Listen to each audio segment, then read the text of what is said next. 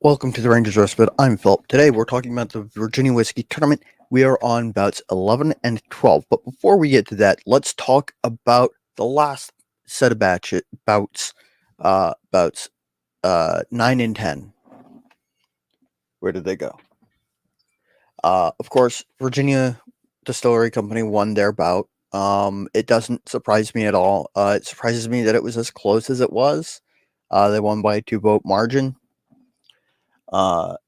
And Blue Shepherd Spirits won their bout by a single vote margin, which I guess means I've got to plan a trip out to Luray. So to the fine folks at Blue Shepherd Spirits, if you see this, I'm coming.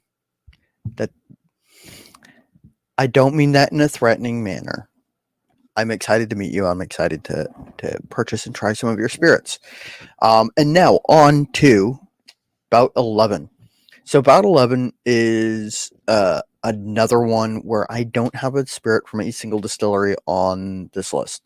Part of it is because some of them are hard to find. Three Brothers Distillery, which is down south, they're a really small distillery. They don't produce a whole lot. And looking at distribution, it looks like it's mostly distributed around where they are. They make a lot of interesting things.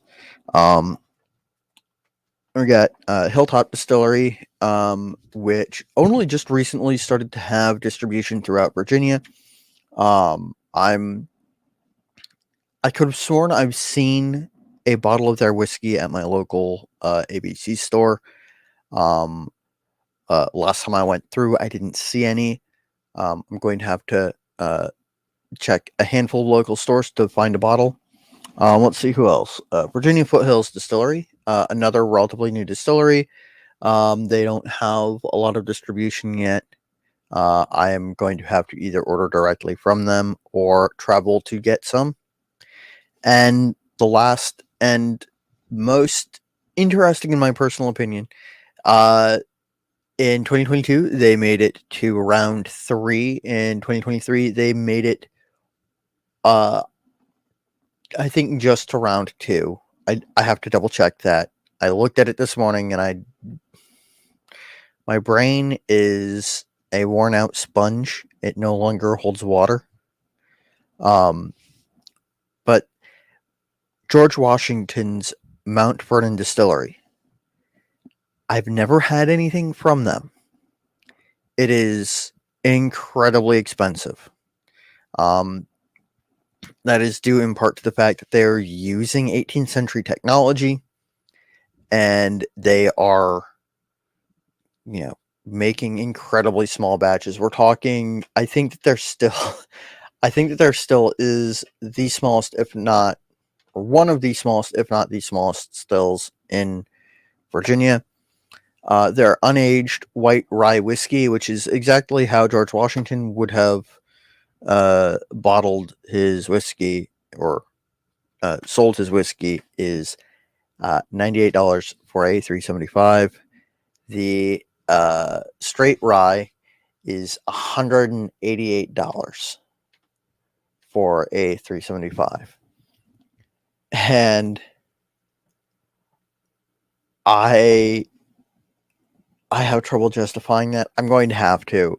I've been talking about buying myself a bottle of their whiskey for quite some time. I need to just do it. I need to go out to Mount Vernon and actually tour their distillery. I've been there once. It was a long time ago. It was before they were distilling, I believe, and it was basically there was somebody talking about milling grain, and that was it. And then on to bout 12. Bout 12, I actually have some spirits from. First up is Mount Defiance Cidery and Distillery.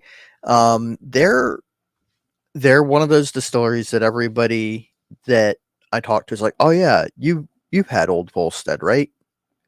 Yes, I have. I really enjoyed it. Oh, so you've got a bottle? No, I don't. I should, but I don't. I've met folks from Mount Defiance at events. I just It always seems to be at a point in time where there are more pressing concerns. Next up is Phenomenal Spirits, which, of course, produce uh, the RY3. I just call it Rye. It's probably the best way to say it. But you know, they do a lot of really interesting blending and finishing. I'm a fan of what they do. Next up is Davis Valley Distillery, which I don't have anything from either. I need to figure out where I can get their stuff because last I checked, they didn't have anything in distribution through via ABC. That may have changed in the last couple weeks. Probably not, but you never know. I just need to, I guess, travel down to Davis Valley and get some. And the last in about 12 is Ragged Branch Distillery. They're one of the big ones in terms of like impact on distilling both in the Commonwealth of Virginia and outside the Commonwealth of Virginia. They're really well received, well reviewed. I have a couple bottles of their signature bourbon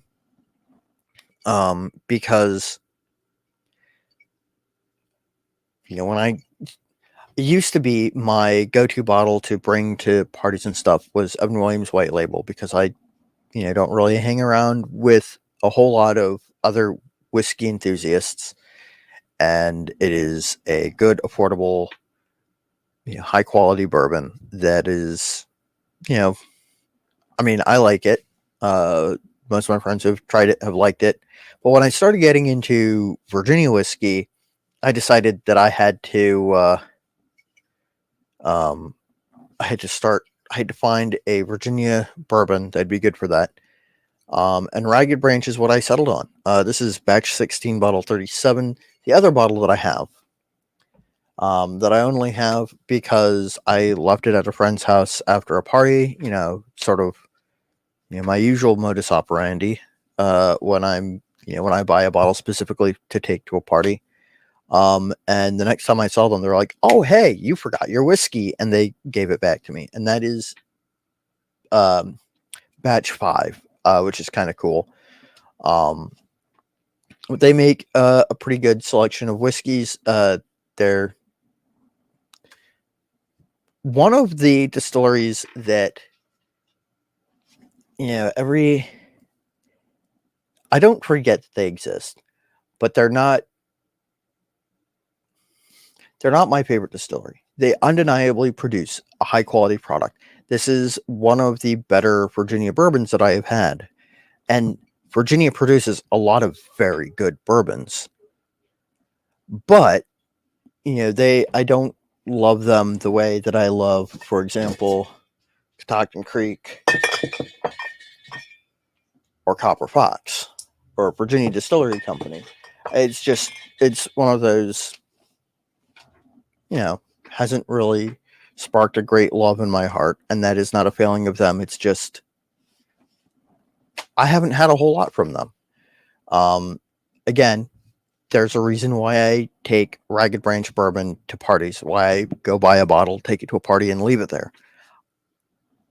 It is, I think, one of the best to share Virginia bourbons. And I believe that covers all of bouts 11 and 12, and I have burned more of your time than I probably should have. If you like the tournament, if you would like to support the continuation of the tournament, I have an Etsy shop. There's going to be a link in the description down below. I'd really appreciate you guys supporting me and the channel and the Single Malt Frontier channel by purchasing pens. This one is Cocobolo.